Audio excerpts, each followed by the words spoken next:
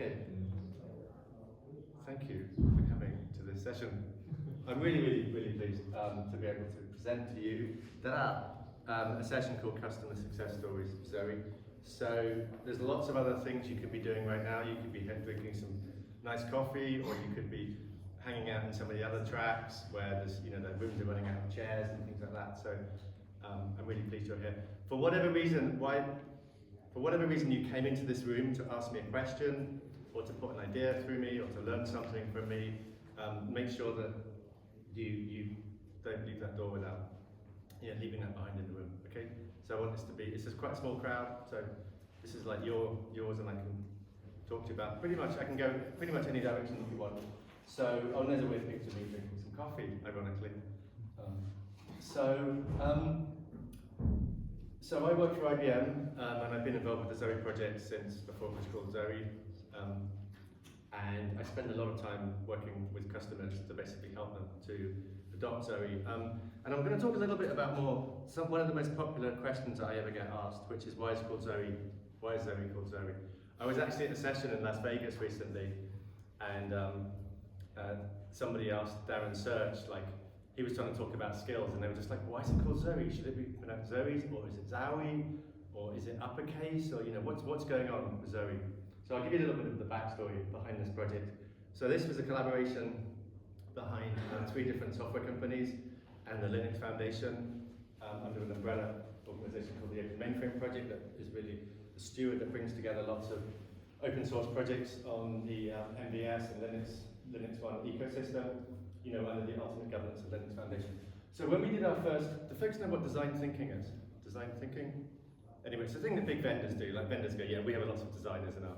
So design thinking, and it's not new to. It's quite new to IT, information technology, but it's not new to other spaces, like other places. And I suppose you could say that sort of Apple was probably one of the first companies that was really outside in. Is before you build a technology product, you've got to work out who you're building it for. And you've got to work out what's their pain point right now that means that your technology product is going to enable them to have just basically a better experience in their day, right? Whatever that is, whether they're going to spend less money, whether they're going to be able to do something faster, be able to do something more simply, do something without having to have trained so hard at it, without being quite so exhausted, whatever it is, right? Until you work out those, you can't really build a bit of tech. Right, and we're technologists, and we love saying, we got this really cool bit of tech, now you figure out how to use it, and we ship a bunch of Lego bricks without the assembly. So in design thinking, you come up with personas, and I know Broad come up quite big on personas, and they often say Michelle, the DevOps engineer, or Stan, the sysprog, or something like that. So when we were kind of riffing on this at our very first meeting that we had, we wanted to come up with a persona for who we were building this product before. This product didn't even have a name. So somebody in the room was talking about, there's a television series called Firefly. Has anybody in the room watched Firefly? Anyway, maybe Bill's watched Firefly. So it's a kind of a sci-fi thing. I have to admit, I've not actually watched it. I've seen little clips from it. And there's a character called Zowe Allianne Wishbone in Firefly.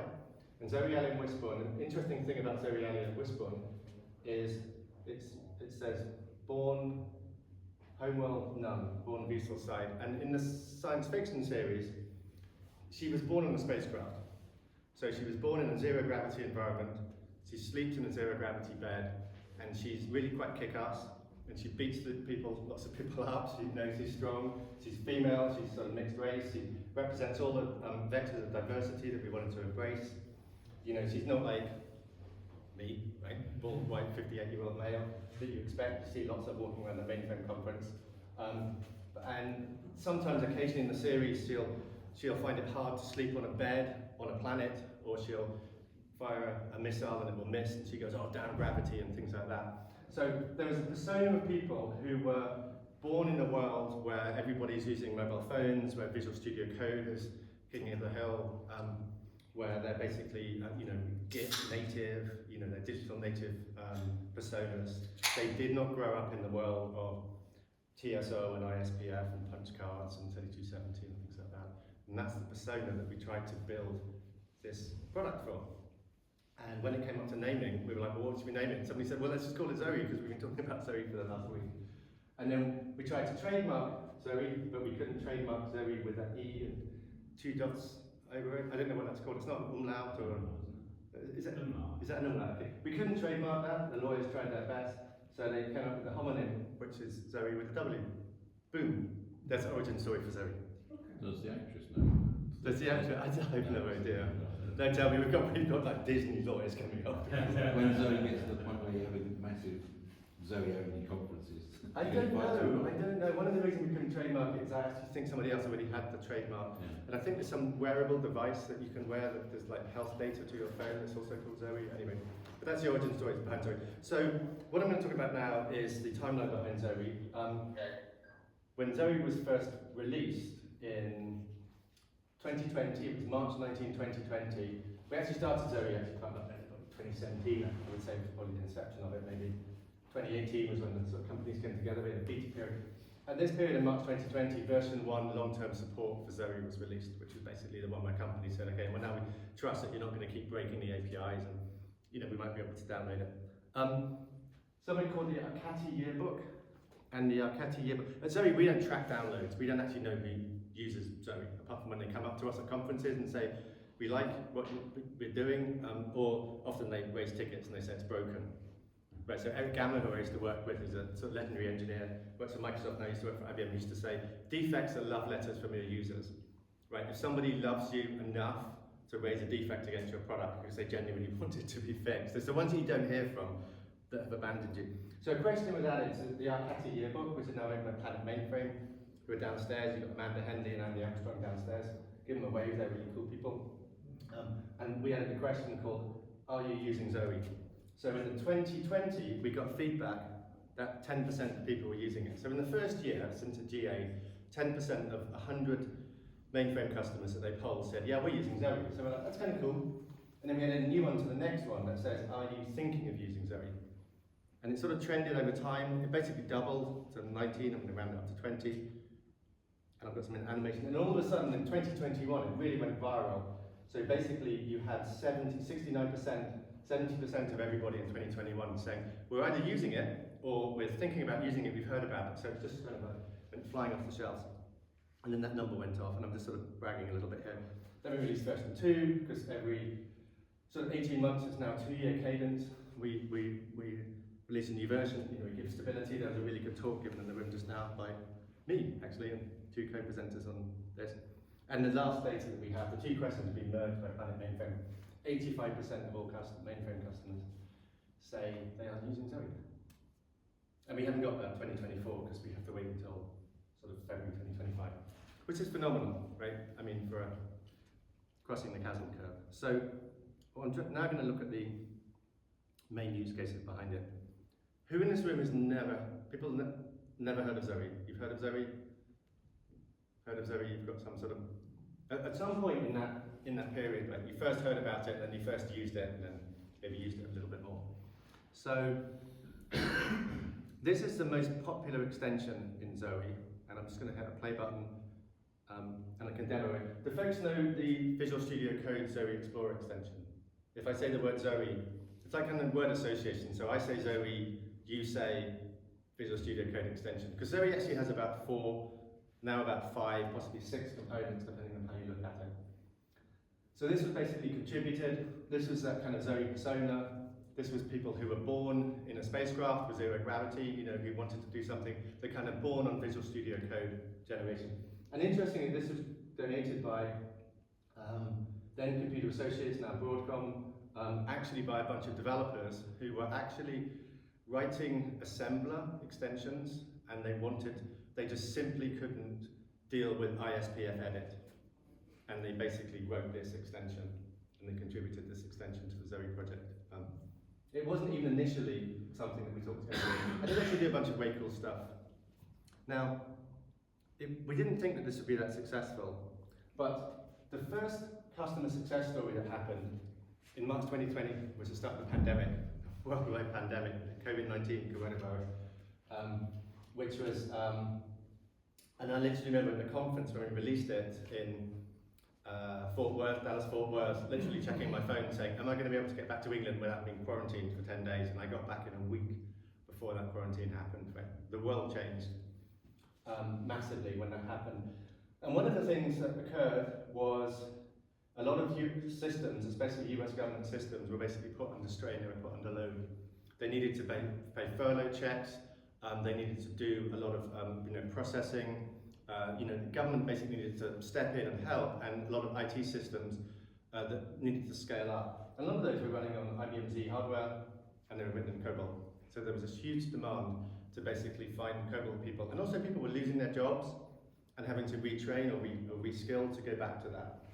And this is a screen cap that I literally took in March 2020. This is Indeed, and they track people who are searching for jobs on the internet and people who resumes. And it's quite a good sort of Keynesian dynamic about, if you have too much supply versus not the demand, and it tends to balance, right? And it just went boom, instantly.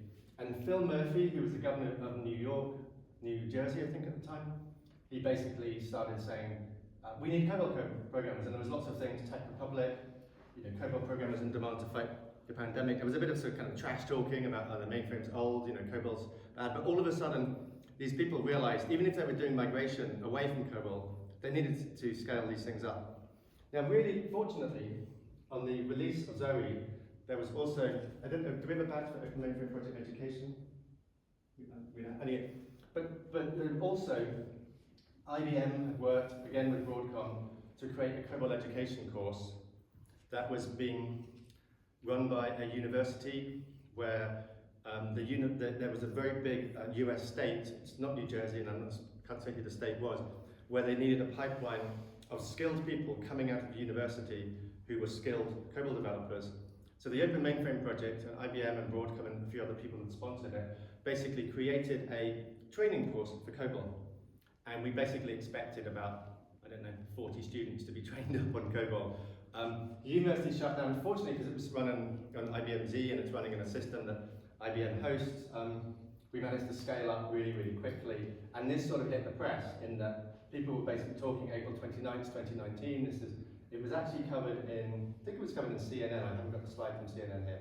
People were saying, Open Mainframe Project Education to the rescue, Zowe to the rescue, Zowe rescues COBOL and things like that. And what's interesting is the COBOL course, because it had just been written during that sort of beta period, it's all written, it's all open source, and it's all written using Visual Studio Code. Okay, so there was no, and it was very, the university at the time said, we don't want to teach people COBOL on ISPF edit, we don't want to teach people COBOL, we want to teach people COBOL on new tools. And that single decision basically meant that the course was using Zowe Explorer. It's available, so it's not online learning through videos. You get a user ID, you can log onto a system, you can play about with the system. So it's very interactive, and there's also a huge demand for people. It's available, you can learn it through Coursera and Pluralsight and various learning programs. Companies charge for support for it. And what's interesting, so I remember joining as well. I remember teaching myself COBOL during the pandemic. Are there any COBOL developers here or not? No? I remember teaching myself COBOL. It's not a bad language, actually. I know people trash it or people go religious about it. It's not a bad language. What it says, it does what it says on the tin. It's actually very good for manipulating data. And this is a screenshot of the Zowe, and I literally fell off my chair because I joined on Friday. Everybody was joining online communities, and I taught myself COBOL, and everything teaching COBOL was all taught. So this wasn't people doing the COBOL course. This was a community of people who created COBOL Fridays, and interestingly, they adopted the Zowe Explorer to teach people worldwide. So you had subject matter experts on COBOL teaching COBOL, and basically, COBOL was a killer app for Zowe. If that need for COBOL hadn't happened, there wouldn't have been the need. And I remember, what's interesting as well, sometimes people say, oh, to learn something, and I Google for it, like an IBM manual that's full of text, and it's some weird sort of recursive dungeon where every link you click takes you to another link, and you never get the answer.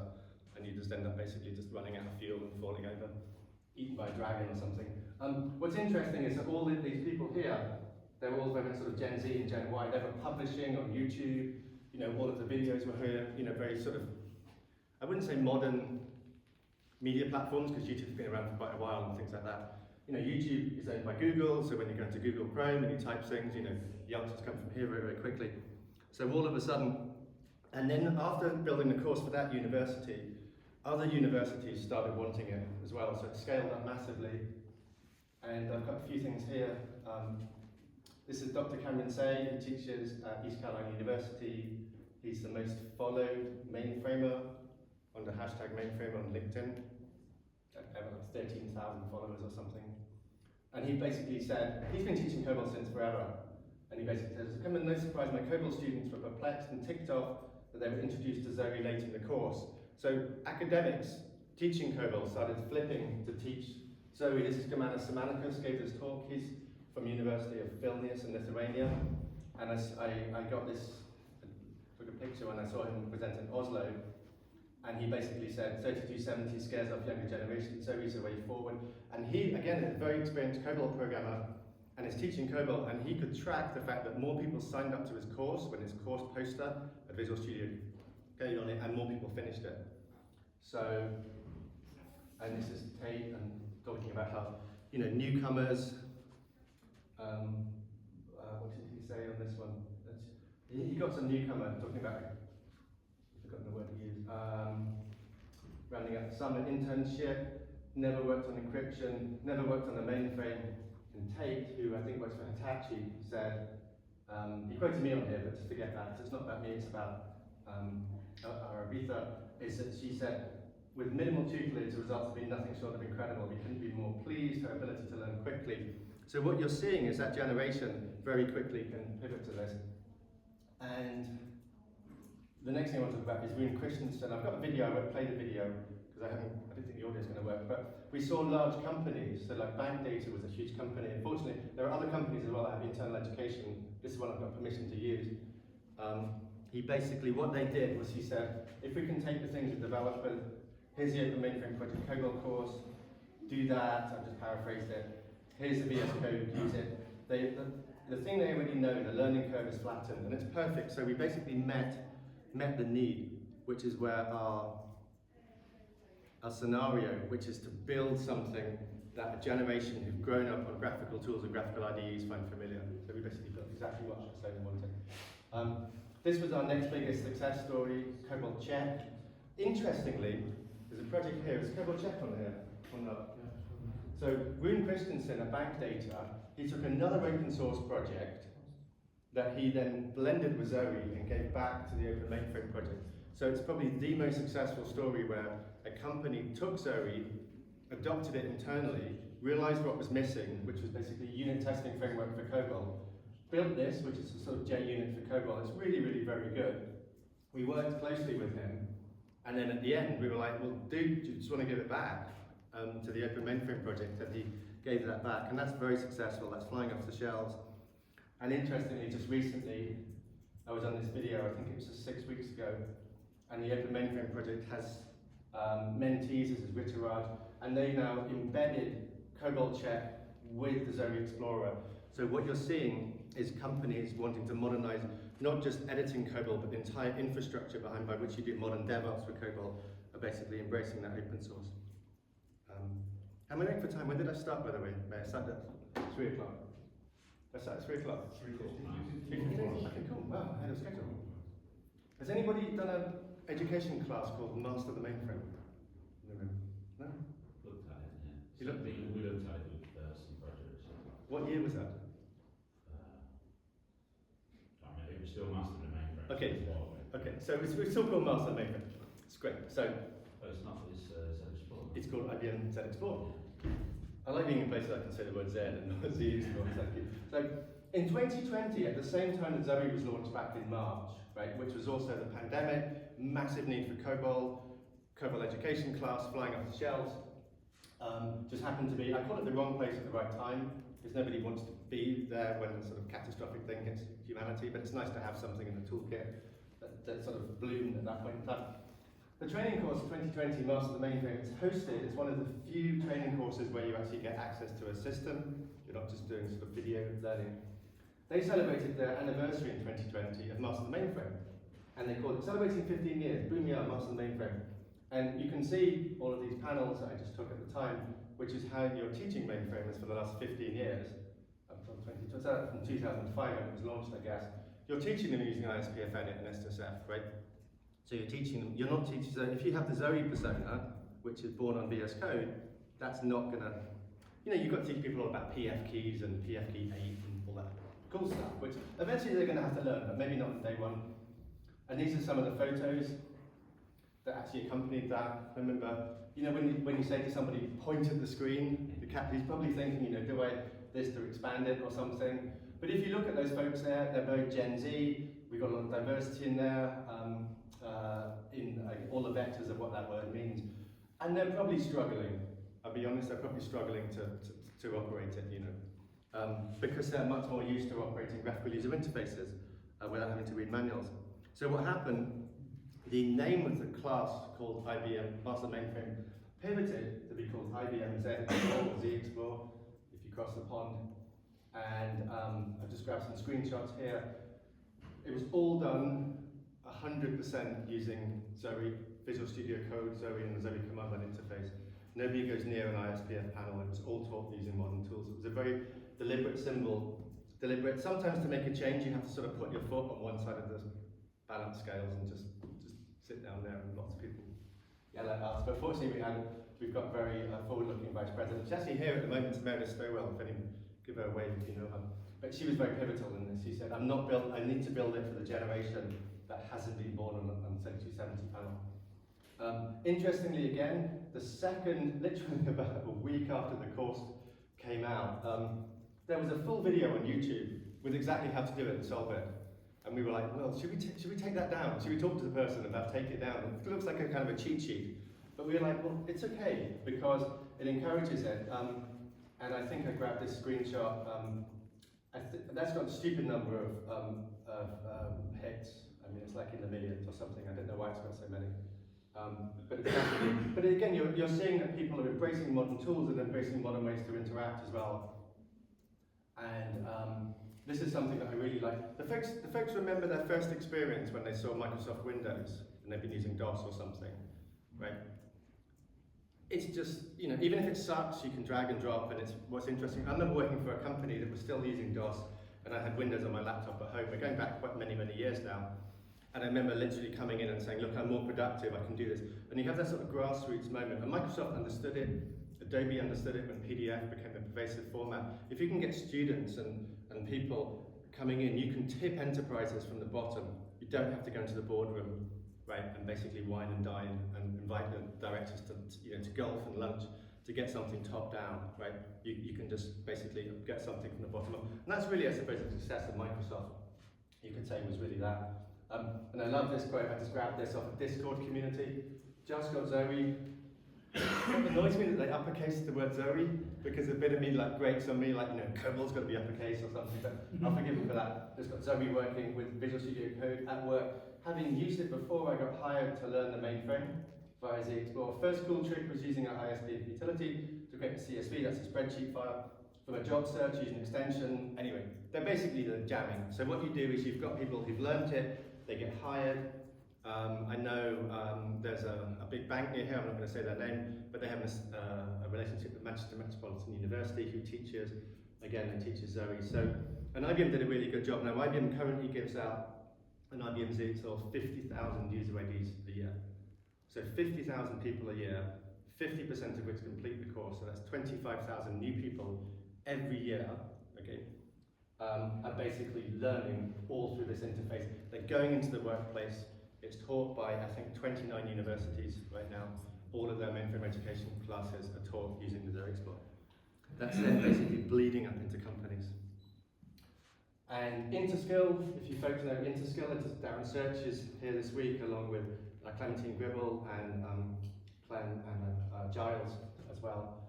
They're a fantastic mainframe educator company, and they give incredibly badges powered by Interskill. Their Zowe badge, they have a badge for Zowe, which again we collaborated with the Open Mainframe Project to make sure it was all tickety-boo. It's their #1 mainframe badge that they've ever issued, ahead of Kix or DB2 or RACF or something. It's the most sought after badge that everybody has. So that's the first success story, is education. I think it's also worth saying, I think that one's free as well.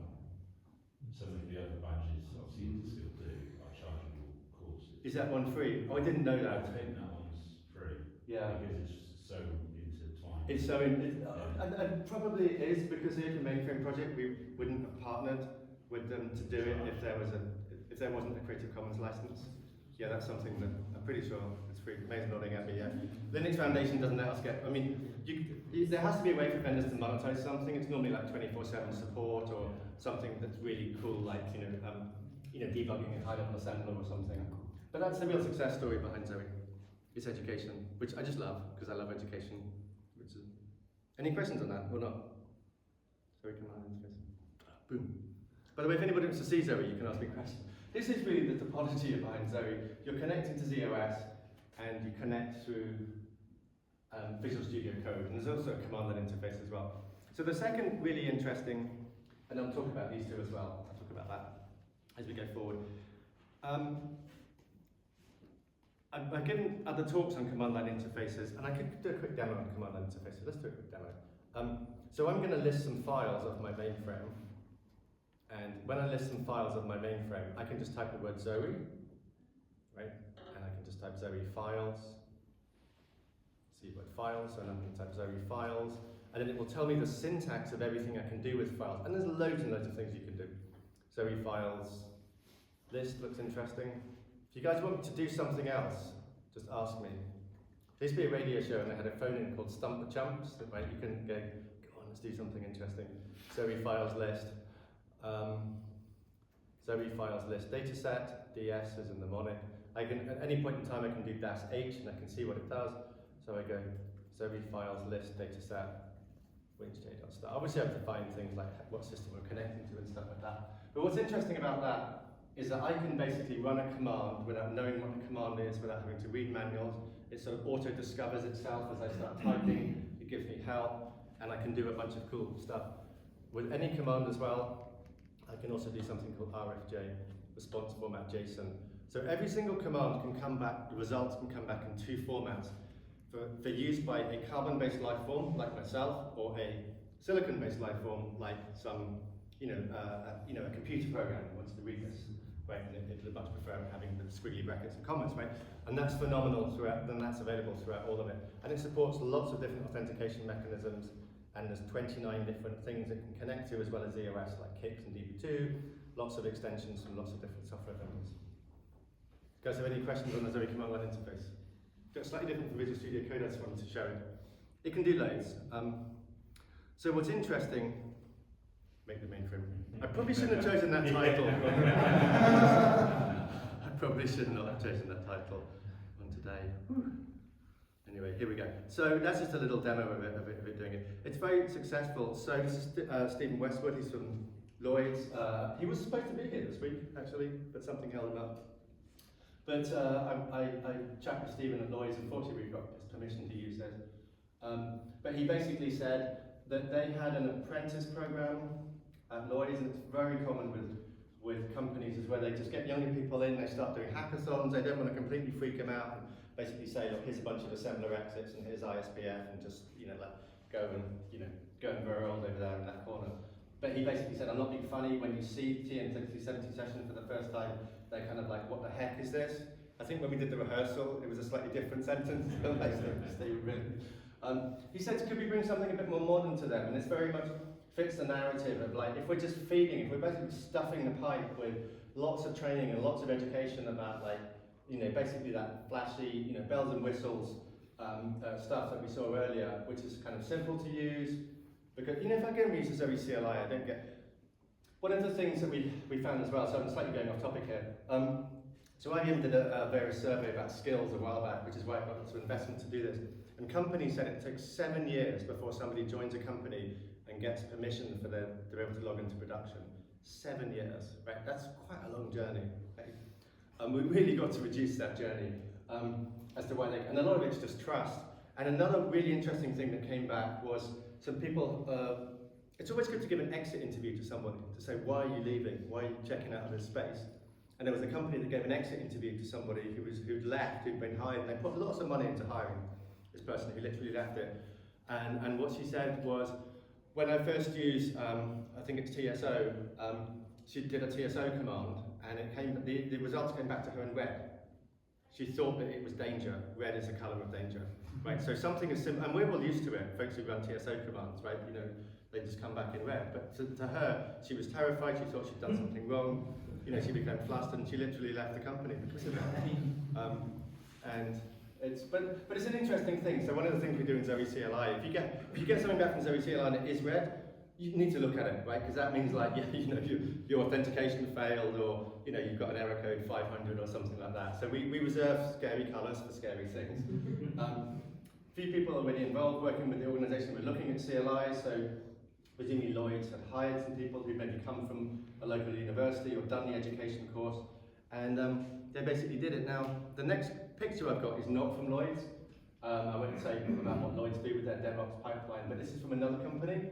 And what we see a lot of use cases coming here was this particular company I went to talk to back in 2021, and I sat down with their mainframe modernization director, and I said, look, what's your problem you want me to solve? And I'll tell you if we've got the right technology. And he said, I want my mainframe to mingle with the rest of my ecosystem. So what he had was a very slow, non-agile mainframe group that did a boatload of manual testing, and they went to lunch in the cafeteria separately, they sat separately, they didn't have, you know, they didn't mingle at all with the distributed space. And beforehand, basically, these boxes weren't here, they already had an incumbent, quite sophisticated DevOps pipeline using lots of different products, right? You know, Jenkins, they've got some IBM stuff in it, it's an IBM customer, there are other tools available to do these, like, you know, SonyCube, which is great. They've got Artifactory to store their code repositories, they've got some Urban Code, which is IBM Light, they've got Jenkins. So what they wanted, like integrated to ServiceNow, they basically wanted to take that non-mainframe thing and say, now make it talk mainframe. That's what's known as the adapter or the bridge pattern. So basically, they were able, and this has all had lots of scripting, so what they were able to do was basically use the Zowe command line interface to write scripts to stuff into this, to then basically talk to their ZOS systems. So the folks who are writing this, it's almost agnostic. They don't have to know that they're talking to a ZOS system, right? They don't have to start writing a bunch of JCL and Rex and, you know, and things like that. And that's a very, very popular pattern. Zowe in 2021 and 2022, it won awards from DevOps Dozen. Like DevOps Dozen had a category called Best Mainframe DevOps Tool, and Zowe embarrassingly won it 2 years running because it beat the products that IBM will sell, which is Ansible and Urban Code Deploy, and it beat the Broadcom products. And I think it got withdrawn, it was disallowed from entering in 2023 again, because it was quite embarrassing for the vendors that support Zowe. But it's also a validation of the fact that Kyndryl were huge. This is Gustavo from Kyndryl. Zowe's been helping the modernization of the mainframe platform. This is Frank DeMarco, who's the vice president at Kyndryl. It's just a little LinkedIn post that I put up there. You know, we always have our customers that deploy Zowe in DevOps. It works really well. It really is a sweet spot. So there's a slide that I thought I had in this deck, but I didn't, and I'm just going to show it really quickly, just to see if I can reinforce. And then you can think about what question you're going to ask me next. I had a slide called, yeah, this is the one I wanted to show. So this is a sample script. Sorry, it wasn't on the deck earlier. So this is the sort of thing you see. So if you're a script jockey or a script kiddie, or like my sons can both write Python and shell script, they're 27 and 23 years old. Rather than me saying Zowe files, list files, dataset, it's hard-coded, you concatenate these together. You know, Zowe files, list, datasets, the name of the system comes in the substitution variable, you're directing it towards a particular LPAR, you're getting the response format in JSON, which I showed you, that's the RFJ, you're piping it to jQuery, you're iterating over it in just a little if loop. Zowe files create dataset, you don't have to worry about fixed block and all of this stuff that you know, upload a standard into dataset, you can stream JCL in directly, you know, you don't have to submit it from a dataset, a persistent member. So if you were skilled enough to write shell script and JCL, you could do that. That could be Rex, that could be shell script here, and then shell script that you actually want to run on the USS, so you can balance the sort of client-server workload, submit datasets. So this is just a bunch of shell, and this is what you see when you talk to advanced Zowe CLI users. They're basically doing lots and lots of scripting with the Zowe command line interface, and that's basically, it's a very, very good use case for that. And Zowe CLI is used by I see people scripting in Groovy and shell script and Python and lots of interesting things like that. Anybody got any questions on that or not? You're good with that? But that's the DevOps use case. Hey Jenny. Yeah, I wonder So, a great question from how it compares to Ansible. So, Ansible is Ansible's different. So the way that Zowe works is Zowe calls REST APIs on the different subsystems. So from a client-server point of view, you're basically writing a bunch of scripting. And if you think about that script I had there, let me go back to that script that I had earlier. It's a good question. So from a straight performance person might say this is not a really optimized script. Because this script is running on my laptop or machine that's running Jenkins. If I do Zowe's OS files list data set, that will fire a REST API to ZOSMF. So that's one client server hub that comes in and it will go and do that, and it will pass back all the results of that. And then from a client server point of view, I'm looking for one to delete. And then this will run another API, and this will run another API. So I'm running what? 1, 2, assuming that one does get hit, 3, 4, 5, 6 APIs, and I think I'm running this in a loop, right? Because I'm going sleep, and then I'm saying Zowe view status by job ID, right? So I'm now spinning in a loop to see when it's occurring. And let's assume that was a batch job that took like, I don't know, like 15 seconds or 15 minutes or something. I'm basically burning cycles. So from a client server point of view, you could say this was a fat client, okay? So if you started getting performance problems and too much network traffic going on, the smart thing to do would be to make this code run on the server, would be to make this basically be running it on the server. So you can do that because what Ansible lets you do is it effectively lets you run Python code, and you would basically write this in Python, and you'd be running this under Unix system services. And what happens is in your Python code would then be using templating in Ansible. All of these variables that I've got here would be basically template variables that you would inject in the Ansible playbook, would construct a Python code, and basically ship all of that across effectively as a program, via one client server hop, get that onto Unix system services, and then you're running it under USS. And when you're running that Python program under Unix system services, because it's running under Unix system services, it's running under ACE, so it's running under an authorized address space, all of the hops to MVS, to ZOS, are native, they're all done in memory. So every time I do all of these hops, how many did I count? I've got 1, 2, maybe 10, possibly, and depending on how many. All of those require ZOSMF as a Java server to pick up that API, to re-authenticate me, to know who I am, deal with my authentication headers, parse all that information out, and then call TSO to do it, and then just tear all of that down to come back for me to instantly, 2 milliseconds later, ask it to do it again. So if you come across a performance problem, then you're better off basically using something like Python on ZOS to do this. But thanks for that question. Great question. Next time I do this, I'm going to have a question like, I'm going to get rid of the silly story about Zowe, Alien, and Wishbone and have one. Any other questions about it? Does that make sense, right? But to your point, Jenny, as well, not everybody on day one wants to learn Python and install Ansible. It's quite heavy infrastructure involved. I really like having a glide path where you can be productive really, really quickly, right? And then as you understand these issues, you can then say, well, now we're going to change the client-server boundary. Now we're going to put in some more advanced authentication. Now we may be doing something interesting. So I often say to people that Zowe is a gateway drug to ISPF, and it's a gateway drug to Ansible, because ultimately you're going to have to be in that world. But it's important to give people that glide path into that world.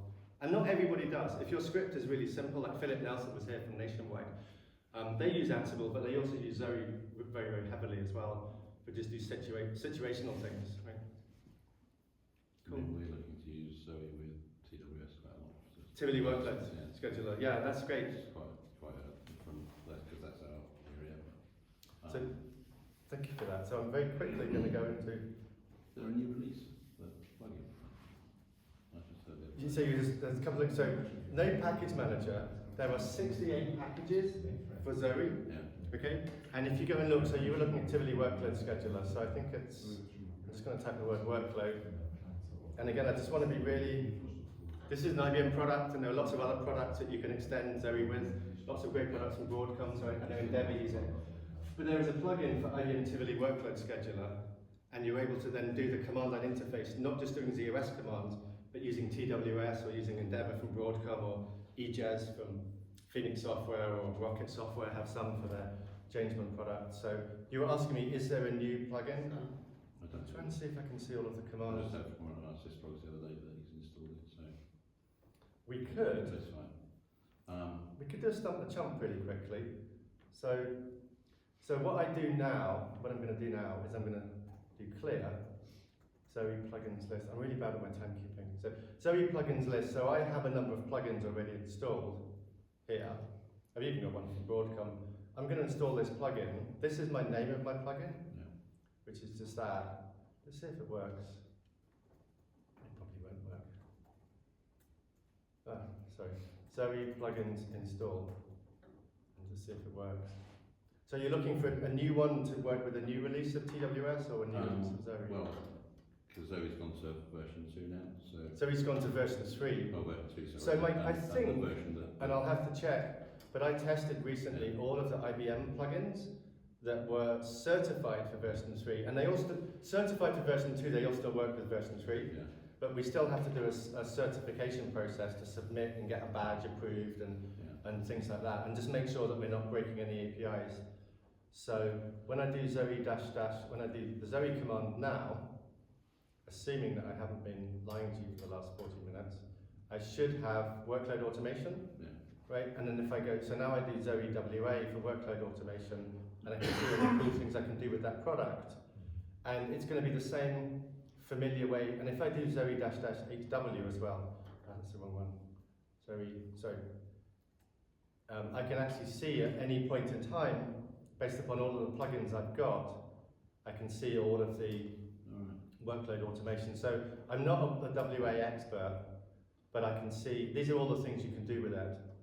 So Zowe, list, resource in plan, and we've got all of the help. And what's really interesting as well, so if I go back to jobs really quickly, so I type, I'm going to do something, I'm going to show you a little trick.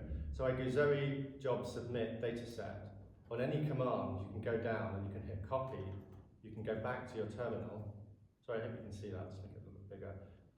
You can paste from there and then just put in whatever you want. So I'm just going to put, I happen to know I've got a piece of JCL called winchj.jcl.copyjob. So what I'm trying to show you here is that you have that really nice touchy feedback between getting an example, pasting it in and using it. And that works across every single Zowe extension. It's built around an imperative. So workload automation, so if you're looking for something like, is it called job in plan or something? In plan. You can just search, you can just type a word and go boom, everywhere that the word in plan is available. And then you go, oh, I want to do Zowe. I didn't even know what this does, I'll be honest, because I'm not the expert in this product. But you have a look, you've got the documentation, you go down here, you copy the example. So it's quite cool to sort of onboard. Obviously you need to have the server set up at the back end. And you were saying before that Python, you probably start somewhere else rather than Python, so bash script or something like that? Start with whatever people are familiar with. The most important thing is to make. You can start with Rex if you want to. Can you? I'm not. So I used to go to conferences where people would fight. Literally, they would go to the map on like VI versus Emacs or Rex versus this or assembler, and I'm like, just solve the information technology. I often say to people, the B in IBM stands for business. Solve the problem in the way that's cheapest and most efficient and gives you the most reliable long tail. If you're surrounded by a bunch of people that already speak a particular language, just go for it. Me personally, you can use Rex. Yeah, me personally, I like using shell script. Yeah, that's just. I know. And Java. I did use shell script many moons ago, so I'm sure I can revive that knowledge with a bit. But don't retrain. So I think I've run out of time, haven't I? Yeah. I've run out of time. So I could go over a few minutes, or I could just. Are you guys okay if I have one more minute? I'm just going to gas pedal it, and I'm going to talk about what's really trending right now. SDK, to focus on what software development kits are. So if we go back, so Zowe is built with lots of packages. So it has a form factor for Visual Studio Code, a form factor for the command line interface, but that's built with different layers of software, different software packages. The SDK is really trending right now, and I'll tell you why it's really trending. So open source, it doesn't mean you have a relationship with a vendor where you have to take something out of the box. It's a bit like Lego bricks. You can take something out of the box, you can take it apart and reassemble it. You can put the head off the dinosaur and put somebody else on top. You know, you can be creative. So within all of the layers, open source software is not just one form factor. So all of the packages that make Zowe are available, and we now have 5 different languages that we support. This is Node, so I'm going to click very quickly through. But if you're a Node developer, can you see it says await jobs.submit job, right? That's just JavaScript, right? So if you're a JavaScript developer and you want to do this, assemble a user interface using Node, and we support 5 different SDKs right now, we deliver all of the packages available that underpin all of the really cool stuff in the Visual Studio Code. And so what that means, and I'll just fast forward that because that's an endorsement by Suresh and Nordea, is I've worked with companies that basically, one of them, they had a batch report available where their developers would literally come in up in the morning and see the status of their work and submit a batch report. They modernised that with a very young sort of team, you know, mixed with sort of older, more experienced people, and they modernised that all, and they had this is all written in Node.js, and they used the Zowe command line interface to basically, and then just blank, you know, blank things so that you can't work out who the customer is, or, so I'm seeing lots of people assembling the underlying heavy lifting parts of Zowe and then building their own applications in-house. And that's really trending a lot right now.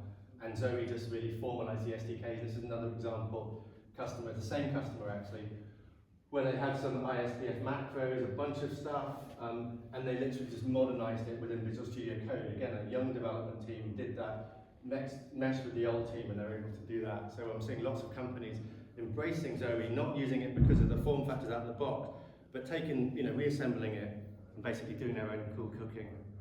And I'm just going to wrap up now. Lots of cool stuff going on in the Mainframe project. Don't be a stranger. Give money to cool charities and applaud. Thank you very much.